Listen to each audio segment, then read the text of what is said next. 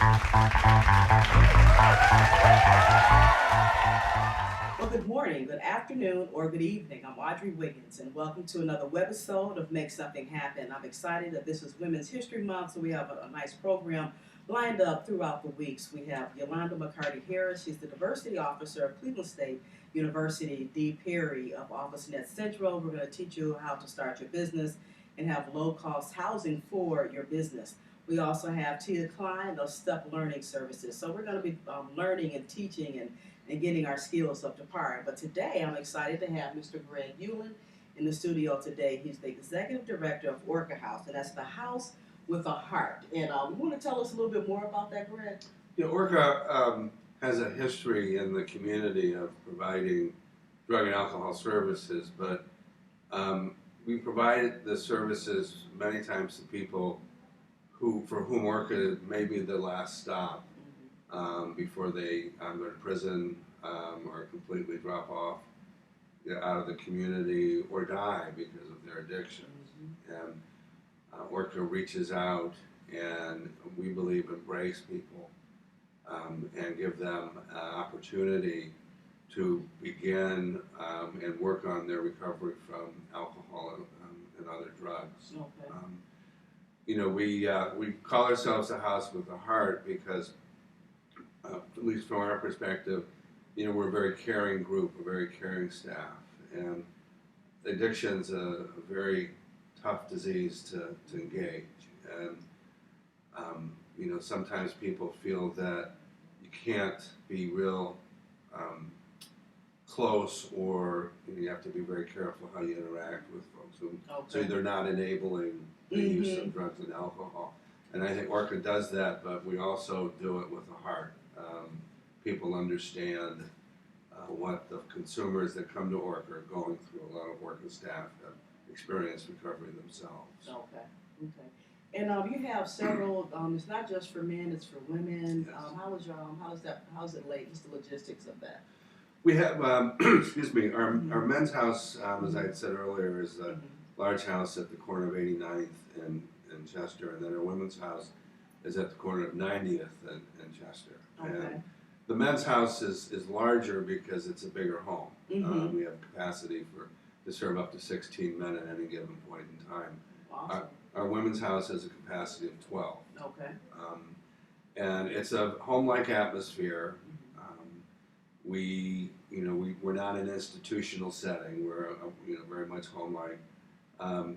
People who are in residential treatment, their lives are essentially at ORCA House for the period of time that they're there. Okay. The programming is very structured. People have responsibilities in the morning before they start breakfast, and then there's about 30 some hours of group during the week, and then 4 hours on the weekend. Okay. And what's the typical length of the program?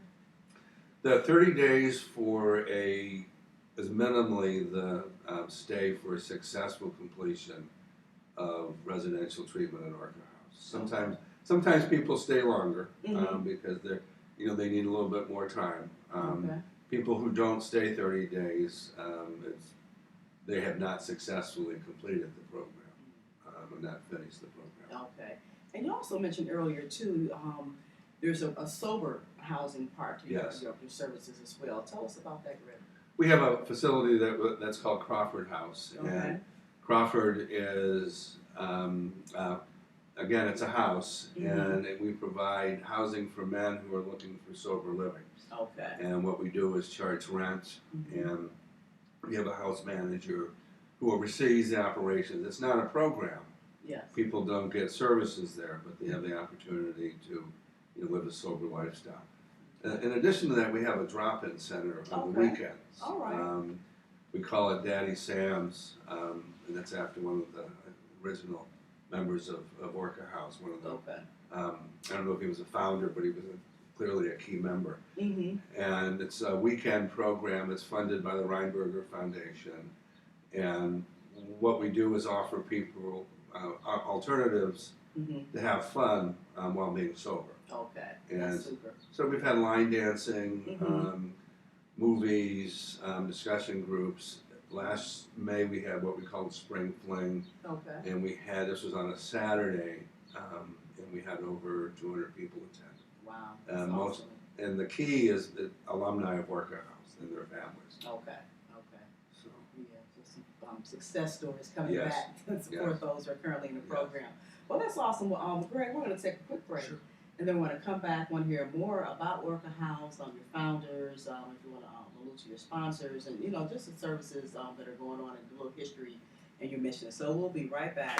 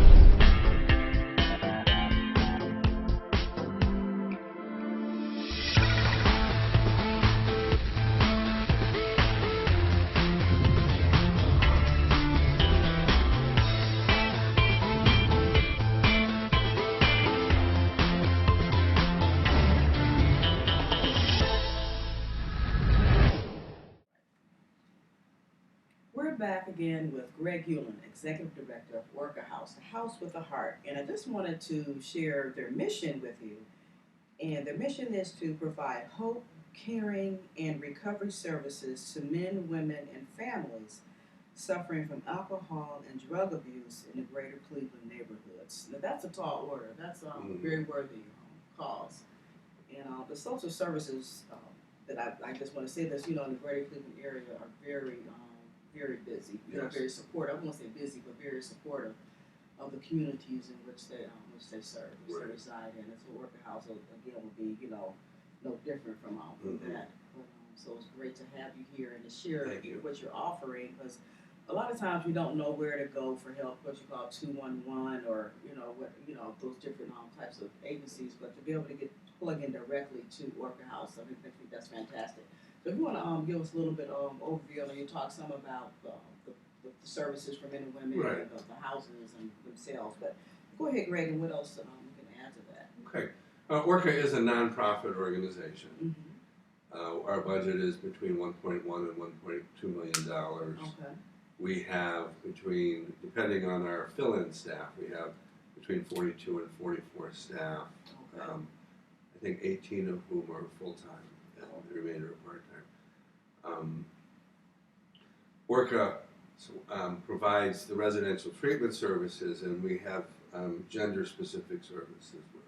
We're able to provide services for men and for women. We do not combine the men and women services for most of the treatment week.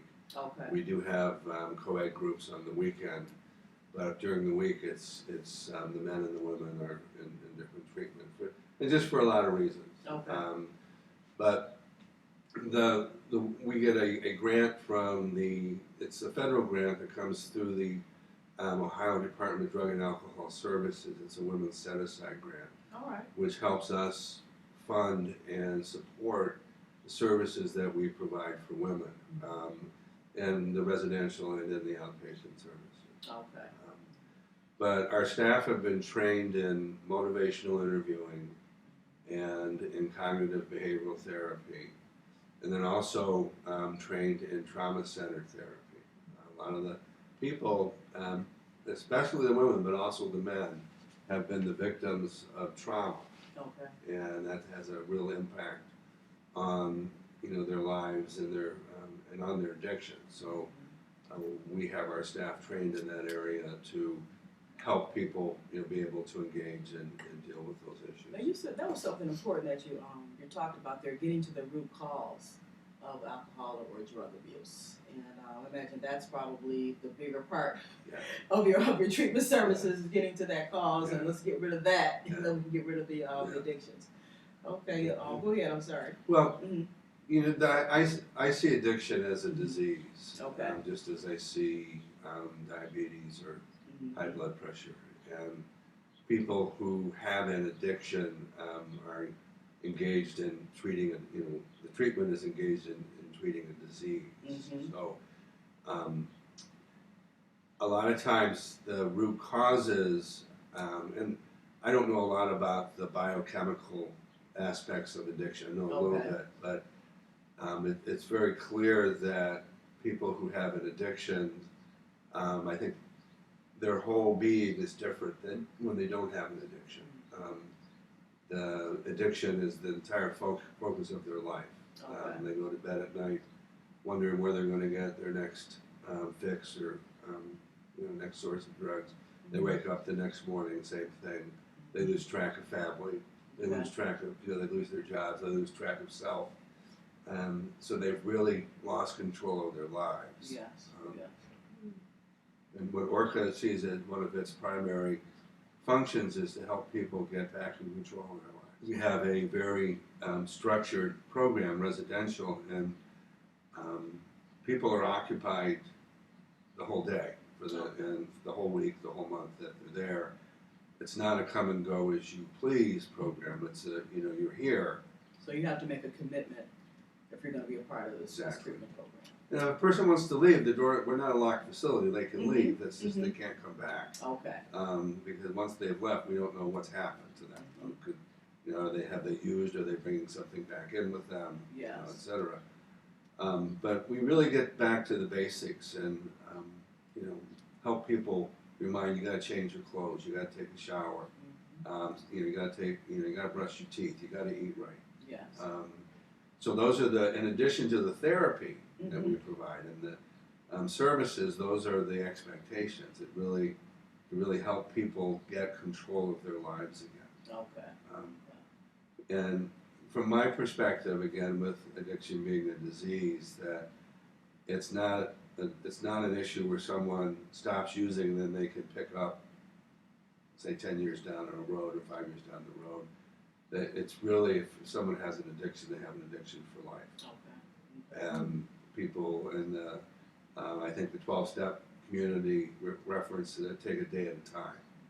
And that's what ORCA does. We're a very 12-step oriented program. Okay. We have self-help meetings on site, and we take our residents to meetings off-site as well. Okay. All right. That's awesome. We're going to take another quick break, and we're going to be right back.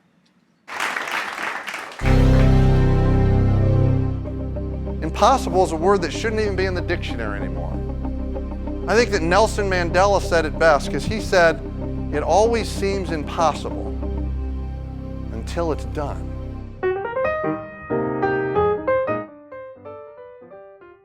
It's all about connecting with our clients and customers. Your clients and customers want to feel valued. They want to feel cared about. They want to feel like they matter. The essence of building these relationships and connecting with your clients and customers to create the world-class experience, is simply a matter of listening for their stories and personalizing their experience based upon those stories. Jeff is the founder and chief question officer of Think Again, a speaking and consulting company that helps people and organizations build relationships that drive results.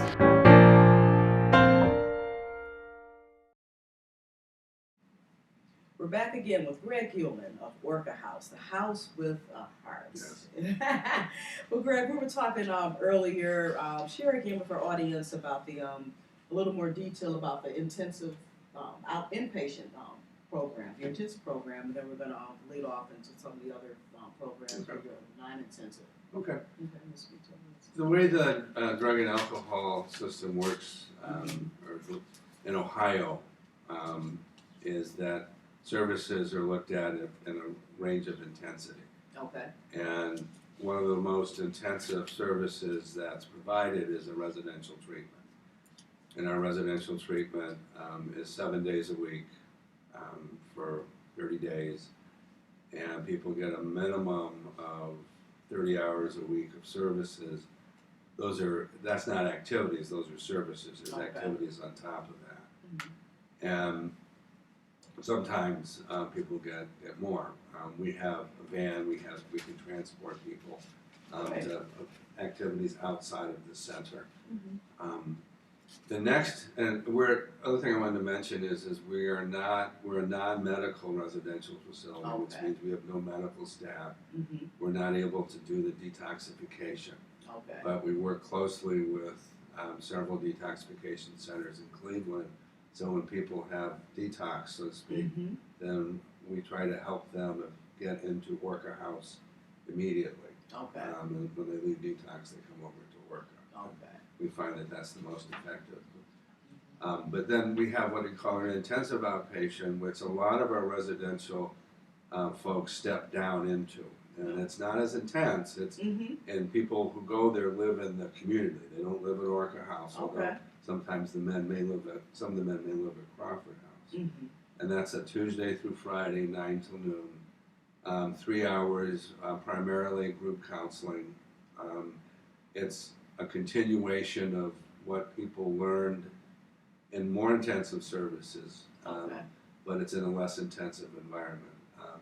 So people learn what the triggers of use are. I mean, they're reinforced. Mm-hmm. Depending on where they come into treatment, they may have learned that earlier, but it's reinforced what their triggers of use are, what some relapse prevention techniques are, and those kind of things. Mm-hmm. So after people are done with intensive outpatient, we have what we call aftercare, which the technical regulatory term is non-intensive outpatient. Okay. And that's an hour a week for 2 hours. 2 hours a week for 12 weeks. People come for group, and again, they're looking at the same therapeutic and educational issues, but at a lesser intensity. They're further down the road. They've learned, they've got a broader skill set Mm-hmm. in terms of maintaining their sobriety. Okay, and what are some of those specifics that happen in that treatment? Well, relapse prevention, Mm-hmm. making sure people have a support group, a sober support group, sober housing, and those are real important. I think one of the areas that ORCA's trying to build on, we've not been as successful as I'd like to be, Okay. but is to help folks find employment Yes. post-treatment. Even while they're in the less intensive parts of treatment, because we think that people who come to ORCA, and they get sober, they're really excited, they move on, but unfortunately when they leave, they can't find a job, Mm-hmm. and their housing may be what they came from, Right. which is a using environment. So Yes. we see those as real important, and especially employment, that people have jobs that are meaningful jobs, Mhm. pay a living wage, Yes. and that's what the person wants to do. To me, that is one of the most important reinforcements of recovery Yeah. that I can think of. Yeah, absolutely. Yes. you know, to keep them, you know, to keep a person sober in the beginning, you know, to building self-esteem, Yes. you know, their confidence level, and like you're saying, being able to take care of themselves with a living wage. That's awesome. And I can actually to be able, if they are going back to a using environment, then this will give them an opportunity to get their own housing. Exactly. Yes. Now, what about? I know we had talked a little bit off camera about smokers, and so you want to elaborate? There are none. Yeah, there are none. Okay, cut. Sorry. I'm kidding. Yeah, I know. But there's a lot of times, you know, smoking does go along with, you know, with drinking, whether it's alcohol, coffee, Right. drugs, you know, cigarettes are prevalent. So how does that affect? Because I assume that you're a non-smoking We are. environment, like most places are now. Yes. So how does that come into play? Well, ORCA became a tobacco-free environment in January 1st, 2010. Okay. And we led up to that. We didn't wake up, you know, on the 31st and say we're going to go non-smoking tomorrow. But we, you know, we went through about a 6 or 7 month process, and we also offered smoking cessation classes for our staff because we're tobacco-free for anybody who comes on ORCA's campus. Okay. Whether they receive services there, work there, visit there, or come and inspect our facilities. We are a non-smoking facility. And we do that for, I think, a few reasons. One is for health. You know, clearly people are healthier if they don't smoke. I also see nicotine as an addiction. And I was a 34-year smoker, probably quit countless times, and know that it's difficult. Yes. But also know that it's much healthier when we don't smoke. And I think people who are receiving treatment for an addiction, or people who are receiving treatment for a mental health issue, or both, may be more prone to smoke. Okay. And their lives are cut short. They're not as healthy. So we just took a stand with the support. We're a nonprofit. We have a board of directors. Yes. And with our board support, we went tobacco-free about 3 years ago. That's great. That's great. Okay. Yeah. That was important to bring up in here. And you also do family preparedness or prevention programs? We do. We have a family group on a weekly basis for, people who are receiving residential treatment. And we put a little motivation into the family group by requiring that if people want to come visit their loved ones, significant others on the weekend, they have to have come to the family group.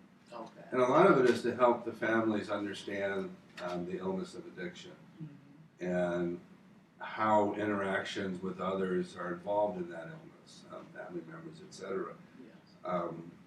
So it's and the feedback we've gotten from family members is that it's very helpful. Okay, that's great. Yeah. Is there what's the percentage of support from families? I know that's important to the success of the person who's coming off their addictions. I don't know the exact figures. I think that we're probably looking around 50%. One of the things with ORCA is that people that we serve a lot of people have been struggling with an addiction for years and have lost their families, or they're estranged from them, and so it takes the person's recovery to help them get back and re-engage with the family. Okay. And at times it does happen. It's very heartwarming to hear it say. Yes, I imagine. When that happens. Every so often, the ORCA alumni will stop in and give us an update on what's going on in his or her life. That makes her week or year. That's why we do what we do. Absolutely. So I imagine that some of the speakers or volunteers that come, and speak to the group, or those are former patients. Yes. Oh yeah. That's exciting. Okay. Anything else? I know when you talk about addictions, the families. I asked you about success rate as far as families participating, but more importantly, the success rate of the residents. You just mentioned like some come back and you get to see the progress, the long-term progress of that. We track successful treatment completion because it's within our control, and our treatment completion in all of our programs, we're very proud of the rates. some years, some are higher than others, but I believe that we're above the national norm for both outpatient and for residential treatment. So I think that we're doing a real good job there. It's harder for us to track people long term because once they leave ORCA, Yes.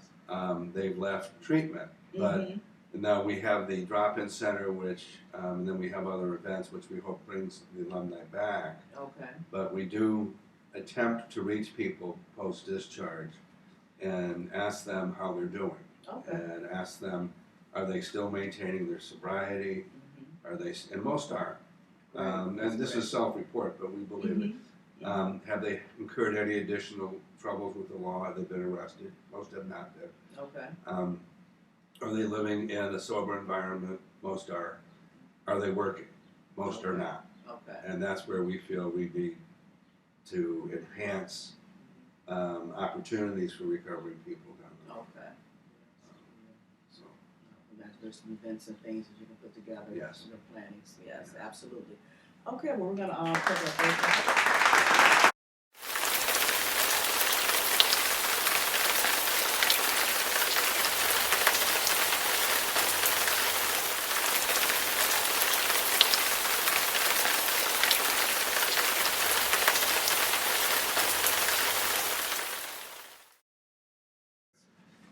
ORCA House serves about 320 to 340 separate individuals on an annual basis. Our admissions to our programs is higher than that because many people go from one program to the other. They step down from residential to intensive outpatient. We serve adults, period, probably the largest age range. And this is a newer phenomenon for us, is between the ages of 20 and 30. That's where the bulk of our consumers are. 6 years ago, we were looking at between 35 and 45. We see more men than women. It's probably about a 65-35 or 60-40 split. That's because our men's house has a higher capacity. In 2012, which is fiscal year ending June 30th, 2012, at the agency, 70% of the folks that we served were African American and 30% were Caucasian. ORCA is one of the oldest African American founded drug and alcohol treatment agencies in the country, and I think we're well known throughout all of Cleveland's communities. The drugs that are most frequently abused are crack cocaine, excuse me, and alcohol. And those, usually 1 and 2, they may flip-flop between programs. Marijuana is typically third, and heroin and opiate medication is grown. And we're seeing more people with addictions to those substances, and they're coming from areas outside of the city of Cleveland. That's pretty much, I think that gives a nice overview of our service population. Okay. All right. Well, thanks, Greg. Now, Greg, I know we were talking about all of the services and the treatments and things from ORCA House, and I'm very glad to learn all this information. And hopefully, we'll be able to take back and use this and integrate it in our own communities. And but also, I want to give you the opportunity to express the other organizations that are, the collaborative, Right. and your founders. Okay. Okay. Well, let me talk briefly about the folks who have supported us in terms of our programming financially, and we are we receive funds from the County Adams Board, which is the Alcohol and Drug Abuse Mental Health Services Board. We also receive funds from the Ohio Department of Drug and Alcohol Services, and some of that is the women's treatment program that I mentioned earlier. Okay. Right. We are a United Way agency. We also have received foundation support from foundations such as Reinberger, O'Neill, Mount Sinai, Cleveland Foundation, Woodruff and Bruning, and the Wolf Family Foundation. Okay. And all of those foundations and funding sources are extremely important for ORCA. We also do business with a lot of municipal courts within Cuyahoga County and one outside of Cuyahoga. Okay. And we work with the Federal Probation and Pretrial in Northeast Ohio to provide services. And we're contracted with county probation, Okay. county probation as well. Some of the collaboratives that we have is other agencies come on site, or we go to them and they provide services for our consumers. Carolines and Neon provide healthcare Okay. Very familiar with them. for our consumers. Mm-hmm. The Cleveland Treatment Center provides AIDS testing and education for our male residential consumers. Okay. Beachbrook provides life skill training, like anger management, budgeting, parenting, Okay. those kind of services. There's other organizations as well, but I just wanted to highlight Yes. some of the things that we do. It's not ORCA in a vacuum. It's ORCA working with community resources, which Absolutely. is very helpful. Yes, absolutely. Talking about social services. Yes. Yeah. It takes all of us. Yes, it sure does. Absolutely, yes. And I know you have a founders of the organization. Yes. We'll talk about when the organization was founded and.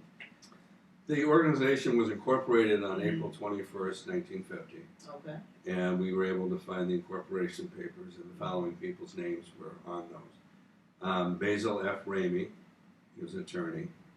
John L. Bailey, Johnny Marshall, Ruth Hawkins, Gertrude Overton, and Alfonso Holman. And we also have, we get support from the Holman Family Foundation. Okay. Mr. Holman's family members have stayed in touch with us and Wow. come to our events. It's very exciting. That's awesome. Yeah. That's awesome. Yes. Yeah. Absolutely. Okay, Greg, are there any fundraising events or things that are coming up that we can plug into to support ORCA House? We don't have anything on the books currently. We our last event was June of last year when we had a luncheon.